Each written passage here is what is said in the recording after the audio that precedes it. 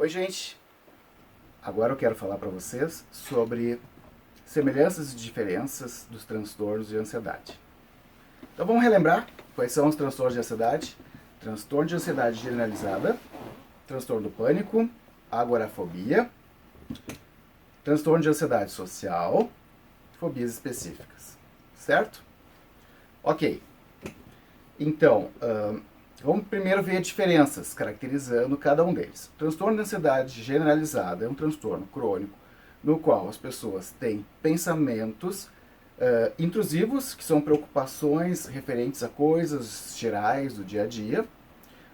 Esses são pensamentos intrusivos, a pessoa passa a ter sintomas físicos e emocionais de ansiedade, como insônia, irritabilidade, pode ter tremores, aumento da tensão no corpo, dor cervical, cefaleia, uma série de sintomas físicos, tá? Ok, então, transtorno da ansiedade é caracterizado por preocupações que se repetem e isso envolve uma série de outros sintomas, né, ansiosos. Transtorno do pânico. O transtorno do pânico, a pessoa tem ataques de pânico, que são crises intensas de ansiedade, é diferente do que se fala normalmente de uma crise de ansiedade. Um ataque de pânico é um episódio súbito que tem assim um pico, um auge em torno de 10 a 30 minutos depois do início, com uma ansiedade muito grande, muito intensa, desesperadora, que em geral cursa com a sensação do desespero, a sensação de morte iminente, um mal-estar muito grande com diversos sintomas físicos, palpitação, sensação de taquipneia, ou seja, respiração acelerada, e uma falta de ar, a dispneia subjetiva no caso, né? Acompanhado de outros sintomas. Então, a pessoa com transtorno pânico tem ataques de pânico que são recorrentes, mas não é só o fato de ter um ataque de pânico que define o transtorno do pânico. A pessoa com transtorno pânico, ela passa a ter medo de ter ataques de pânico. Então ela desenvolve um componente evitativo, um componente fóbico. Ela passa a evitar situações, lugares, pessoas, coisas que ela imagina que possam desencadear os ataques de pânico. Vale lembrar que para se ter o diagnóstico, né, o transtorno do pânico, ele tem que ter ataques de pânico inesperados. Então é comum a pessoa ter ataques de pânico noturnos, por exemplo. E isso de ser inesperado tem a ver com o fato de que, se sempre os ataques de pânico são por motivos esperados, pode ser que não seja o transtorno pânico. Então pode ser que a pessoa tenha uma fobia, tenha um problema, um TEPT, um transtorno de estresse pós-traumático, numa situação e outros problemas, então, nos quais situações desencadeiam o ataque do pânico. Ok, a agorafobia envolve, então, pelo menos duas situações, né, nos critérios ali são 5 situações, então, pelo menos duas situações que a pessoa tem o medo de ter um ataque de pânico, medo de passar mal, de ter alguma coisa assim, ou se ela tiver algo de que isso vai ser constrangedor, que isso vai ser humilhante. Então as situações em geral envolvem lugares abertos ou lugares fechados, lugares filas, por exemplo, meios de transporte, tipo avião, ônibus. Então são várias situações. Então o medo da pessoa com agorafobia é ter um ataque de pânico ou de passar mal, e isso ser então desesperador ou humilhante e constrangedor. Na fobia social, transtorno de ansiedade social, que é um transtorno crônico também, a pessoa tem o aumento da ansiedade, então, em situações sociais. E, em geral, o medo que a pessoa tem, o receio que ela tem, é de passar por uma situação de vergonha, de constrangimento, de humilhação. Então, a pessoa com transtorno de ansiedade social, ela se sente ansiosa em situações sociais, e aí pode ser uma ansiedade social que é generalizada, então, em diversas situações sociais, né? como mesmo sair de casa, em casos mais graves, né, encontrar pessoas. Mas poderia ser algo mais circunscrito, que acontece em situações de desempenho. Por exemplo, a ansiedade social numa reunião, numa apresentação de trabalho, uma apresentação acadêmica, alguma coisa assim. Tá, mas enfim, ela tem a ansiedade nas situações e ela desenvolve, então, um componente fóbico, evitativo. Ela passa a evitar ativamente as situações nas quais ela se sente ansiosa. Tá? Por isso que vários desses transtornos são chamados transtornos fóbico-ansiosos. E as fobias específicas, então, são situações que a pessoa se sente com bastante ansiedade, pode ter ataques de pânico decorrentes de situações específicas. Por exemplo, claustrofobia, que é sempre em lugar fechado. E sempre existe um motivo, né, que desencadeia essa ansiedade, esse ataque de pânico. Se a pessoa passa a evitar ativamente situações que são situações temidas, e se ela passa por uma situação, né, não tem como evitar, em geral essa situação vai causar bastante sintoma, bastante angústia. Bom, então, caracterizamos os transtornos de ansiedade. Então, eu penso assim, costumo ensinar uma maneira bem simples para a gente, no diagnóstico diferencial, tentar achar qual é a melhor descrição dos sintomas que a pessoa tem, que é, em primeiro lugar, tentar identificar qual é o medo central, qual é o pensamento central. E aí isso ajuda no diagnóstico diferencial com vários outros transtornos também, como o transtorno de estresse pós-traumático, o transtorno obsessivo compulsivo. Então, frente a um paciente ansioso, que com queixas de ansiedade, pode ter ataques de pânico também, e não ter um transtorno de pânico. Frente a um paciente ansioso, é importante a gente tentar identificar do que o paciente tem medo, qual é a ansiedade que essa pessoa tem. Bom, o que desperta a ansiedade são contas a pagar, são problemas com família, problemas com filhos, com irmão, problemas de emprego, ou seja, preocupações cotidianas, preocupações rotineiras, né, que são comuns, assim, só que nesse indivíduo elas são intrusivas, desesperadoras. Aliás, desculpa, não, às vezes não chega ao nível do desespero, né, em alguns momentos até pode ser que sim, mas elas são crônicas, elas são angustiantes, mas são preocupações que muitas pessoas têm, né? E ter a preocupação não é o que define o transtorno, mas uma vez que o paciente tem, né, vários critérios, vários problemas assim, esse tipo de preocupação é algo que ajuda a gente a caracterizar TAG, transtorno de ansiedade generalizada. Bom, o paciente ele tem uma ansiedade com relação a uma situação, então, que ele tem que sair de casa e encontrar pessoas. Tá, ansiedade social. Bom, mas pode até ser que não.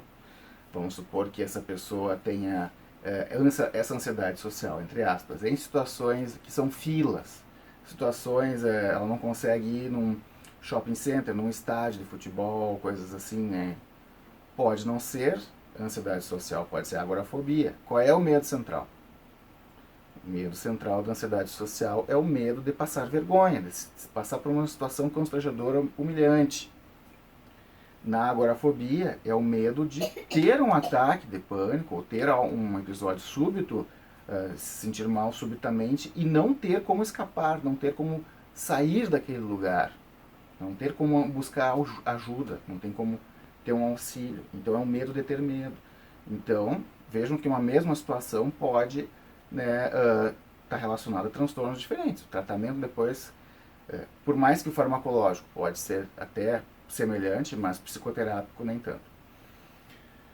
Então, no transtorno do pânico, é o medo de ter ataques de pânico. A preocupação da pessoa é com o ataque do pânico, se ela vai ficar tendo ataques de pânico, se ela tem que consultar com um cardiologista, com isso, aquilo, né, por causa que ela está tendo algum problema físico, é tudo relacionado ao próprio pânico. A agorafobia é o medo do pânico, de ter pânico, mas em situações A, e B e C, D e E.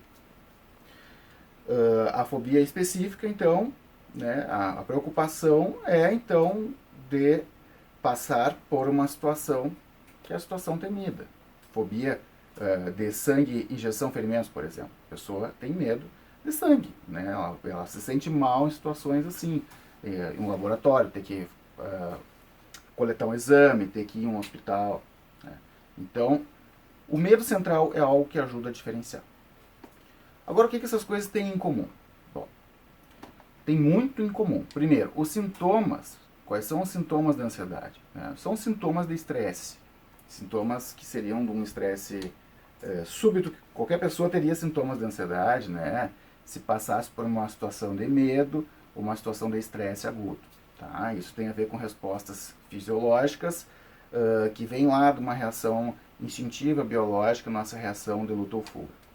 Então, frente a um perigo, frente a uma ameaça, nossa resposta de medo, ela é acelerar o coração. A gente tem um disparo rápido no nosso sistema nervoso simpático. Então, a tensão muscular, dilatação da pupila, aceleração do coração, ataque cardíaco, né, taquipneia, isso para aumentar a disponibilidade de oxigênio e de glicose no nosso corpo, para a gente estar preparado para fugir ou lutar. Só que, numa situação de ansiedade, e a gente fala ansiedade não medo, porque não é uma situação assim real, é algo mais neurótico, é algo temido, muitas vezes em fantasia, né? Ou pelo menos a nossa fantasia ela agrava muito as situações que normalmente não causariam esse terror assim nas pessoas. Mas a reação fisiológica é essa. Então existe uma reação fisiológica, tá? Então são sintomas que se sentem no corpo. Essa reação é sentida em todos os sistemas do nosso corpo, tá? Então, por exemplo, tem pessoas que têm dor de barriga quando estão ansiosas, né? Podem ter diarreia, pode ter constipação, pode ter náusea, perda do apetite. No sistema esquelético, por exemplo, né, músculo esquelético, a tensão muscular, e disso surgem dores no corpo, tá? Tem pessoas tão tensas, por exemplo, que têm bruxismo, que chegam a ter problema na articulação, na ATM, né? E isso acaba causando dor de cabeça bastante. Ela pode ter tanta tensão muscular, tanto bruxismo, por exemplo, que ela pode fraturar um dente. Acontece, tá? Então, são respostas fisiológicas, tá? A pessoa com transtorno de ansiedade, né, diferente do que uma resposta aguda que eu estou falando, que é essa resposta aguda mais intensa é o que a gente acaba encontrando no pânico. Aí faltou falar, né? Tem os sintomas fisiológicos e tem os sintomas emocionais, mentais, assim, né? Decorrentes da ansiedade. Então, que a gente fica hipervigilante, ou seja, prestando atenção em tudo, né? Prestes a tomar uma atitude, muitas vezes precipitada. A gente fica hipervigil, mas hipotenaz. A gente não consegue se concentrar muito nas coisas. Daí vem o déficit da atenção, né? A irritabilidade, a insônia, tá? A angústia, a sensação do mal-estar e tal. Bom, mas como eu estava falando antes, então, a questão é que no transtorno da ansiedade, para além dos episódios agudos, da agudização dessa ansiedade, que tem muito dessa resposta, em geral a pessoa acaba, isso depende, é variável nos transtornos, mas particularmente na TAG, por exemplo, que é crônico, né? Demora tempo para se desenvolver e em geral as pessoas têm por bastante tempo. É uma resposta de estresse crônica. Então é isso que eu falei, mas envolve outros mecanismos de cronificação dessa resposta, tá? E que vão trazendo várias repercussões ao longo do tempo. Então, o estresse é algo que tem em comum entre todos os transtornos da ansiedade. A manifestação deles, bom, isso combina com aspectos genéticos, biológicos, com aspectos de vida, da história de vida, né, psicossocial do indivíduo, que ele pode expressar mais um certo fenótipo e não outro. A pessoa pode ter mais de um transtorno de ansiedade também, tá? Vale lembrar que os transtornos de ansiedade em conjunto são os transtornos mentais mais comuns na população, né? Chega quase 1/3 dos indivíduos tem algum transtorno de ansiedade na vida, em torno de 27%, algum desses, tá? Algum desses que eu falei. Bom, por trás de tudo isso que eu falei, a gente pode identificar também em indivíduos com transtornos de ansiedade traços de personalidade. Um dos traços, aí existem modelos de personalidade para a gente estudar a personalidade, mas um dos traços que é muito marcado nas pessoas, então, com transtornos de ansiedade é o traço de neuroticismo, falando na linguagem do Big Five, no modelo dos 5 fatores. E claro que o neuroticismo não acontece só nesses transtornos, né? Mas é uma tendência que o indivíduo tem a uma instabilidade emocional, a angústia, a irritabilidade, a tristeza, certo? Então, em outras palavras, se a gente for usar o modelo dos traços mal adaptativos da personalidade, que é proposta do DSM-5 como modelo emergente, a gente trocaria esse nome e chamaria isso de afetividade negativa, que é uma tendência que a pessoa tem, então, a afetos negativos. E essa tendência, parte dessa tendência é do temperamento do indivíduo, né? E esse temperamento passa por reforços ao longo da vida, então, e fica como uma tendência, então, da personalidade. Num outro modelo de personalidade, o modelo do Cloninger, que é mais quem está mais familiarizado com o modelo do Cloninger, que é o de temperamento e caráter, são os psiquiatras. Em geral, esse modelo ele é mais difundido no meio médico, enquanto o Big Five é mais no meio psicológico, da psicologia. Nesse modelo, então, esse modelo ele divide temperamento e caráter.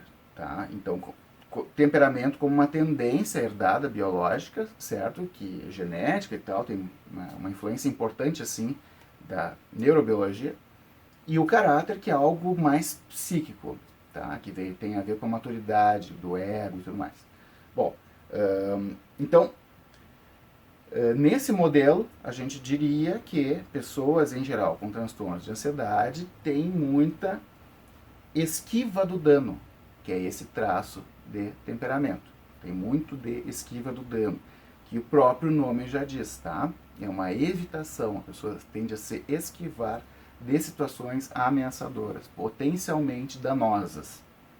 Então essa é uma tendência do indivíduo, né? Passa por alguns reforços na vida, mas é basicamente estável ao longo da vida, tá? Tem algumas coisas que podem modificar um pouco, mas não muito.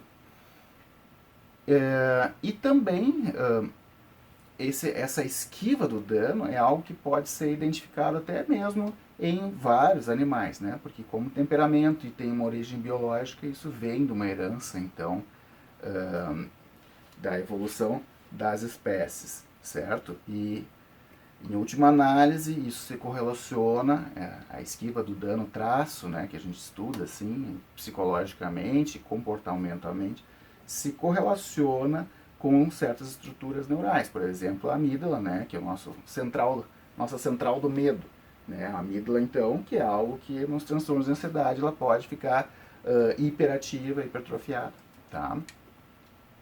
Então, isso é um traço comum entre os transtornos de ansiedade. Acontece que esses traços de personalidade que eu falei, eles não são específicos dos transtornos de ansiedade. Eles podem ocorrer em outros transtornos também. E isso tudo tem um correlato neurobiológico importante, hormonal, tá, em vários sistemas.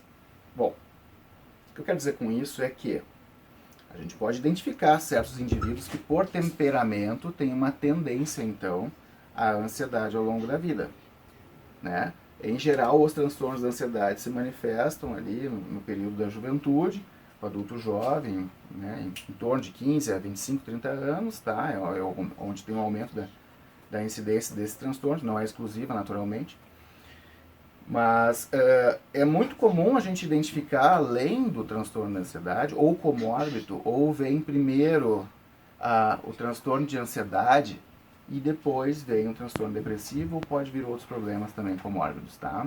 E todos esses problemas eles podem ter em comum, então, como um cerne dentro da personalidade, uma tendência, né, a isso, tá?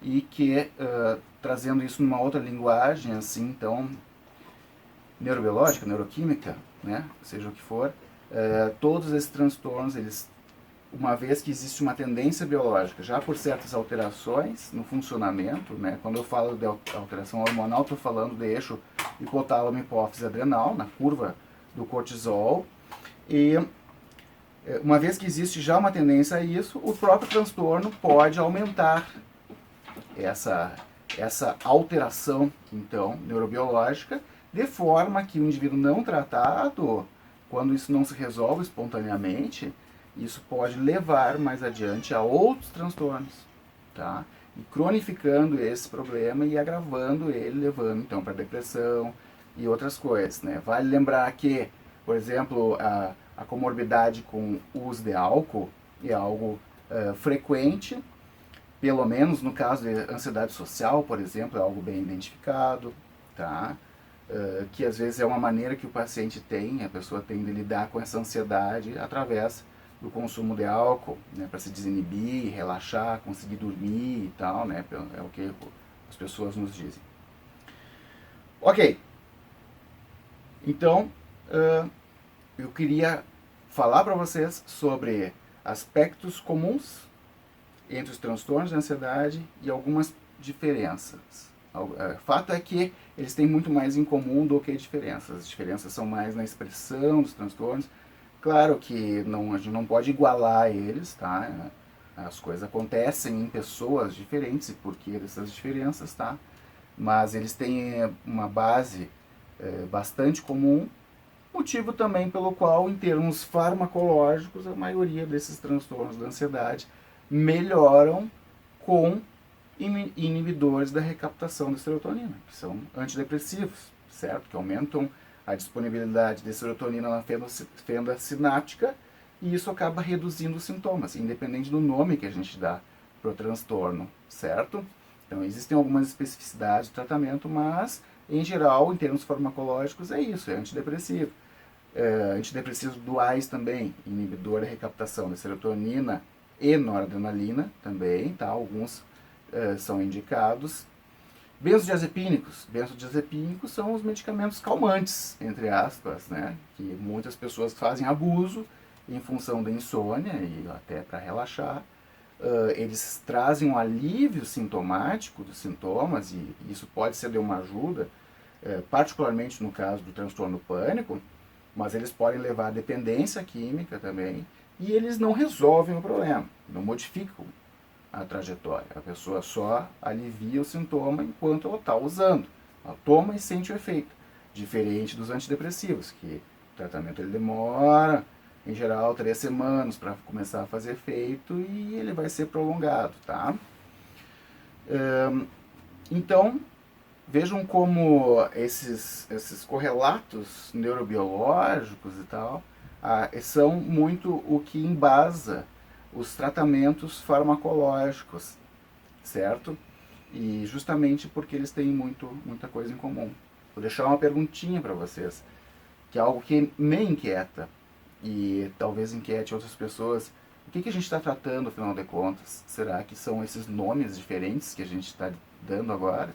Ou será que a gente está tratando uma tendência que a pessoa tem a ansiedade, que naquele indivíduo, fenotipicamente, isso se torna um transtorno, porque traz uma série de consequências, repercussões na vida, muito prejuízo, sofrimento, prejuízo psicossocial. Tá? O que será que a gente está tratando? Né? Não é, com certeza não é só esse transtorno, a gente está também atenuando a expressão de certos traços de personalidade que para esses indivíduos são mal adaptativos. Com relação agora aos tratamentos psicoterápicos, no caso dos transtornos de ansiedade, a melhor indicação que se tem para o tratamento desses transtornos são as intervenções cognitivo-comportamentais, TCC, terapia cognitivo-comportamental, certo? Então, tem algumas, dentro das especificidades dos transtornos, tem algumas intervenções um pouco diferentes, tá? Porque a base desses tratamentos acaba passando pela terapia de exposição, tá? Que é um componente mais comportamental da TCC, Mas no caso, por exemplo, do TAG, que não é tanto o comportamento o problema, o reforço através do comportamento, é mais uma questão cognitiva, aí aparece mais o componente cognitivo mesmo da TCC, do trabalho do indivíduo um trabalho com o indivíduo com o TAG, tá? Mas é o melhor nível de evidências que se tem desses transtornos de ansiedade, todos eles são as intervenções cognitivo-comportamentais. Bom, mas aí a gente pode perguntar, tá, mas e tem outros tipos de psicoterapias, né? Terapia sistêmica, interpessoal, psicodinâmica. Ok, mas não tem o mesmo nível de evidência, tá? Então, não se toma isso assim, ó, como não sendo de um valor. Cada coisa tem o seu valor, porque o paciente real, ele não é o transtorno do pânico. É um indivíduo, uma pessoa que tem um transtorno do pânico, tem um problema aqui, tem um problema ali, são várias coisas. Então, nessa complexidade individual, né, às vezes o problema maior ele pode chegar no tratamento por ataques de pânico, ter um transtorno do pânico, mas o problema maior desse indivíduo pode ser um estresse crônico familiar, pode ser uma série de outras questões interpessoais, relacionamentos que culminam aí, né? Aí isso é quando a gente passa a questionar. Bom, ok, a gente sabe, né, que para o transtorno do pânico, né, TCC, beleza, primeira linha de evidência, né, é o que mais funciona e tal, mas talvez para alguns pacientes não é, o paciente pode não querer esse tratamento e pode não ser o mais importante a se tratar na vida dele. Então, o que eu quero dizer com isso é que tem que ser relativizado, né, em termos de indicações, tá? A gente, na avaliação, a gente tem que avaliar o indivíduo com transtornos e não os transtornos dos indivíduos simplesmente, tá?